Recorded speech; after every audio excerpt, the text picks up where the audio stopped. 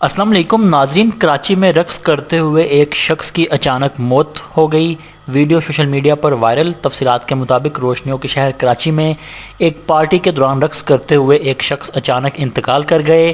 Party में शरीक एक फ़र्द ने तमाम तर मनाज़र को कैमरे की आंख में कैद कर लिया। वीडियो में दिखाया जा सकता है कि एक शख्स पार्टी में रक्स कर रहा है, जबकि कुछ ख़वातीन भी इसके साथ ही रक्स कर रही हैं।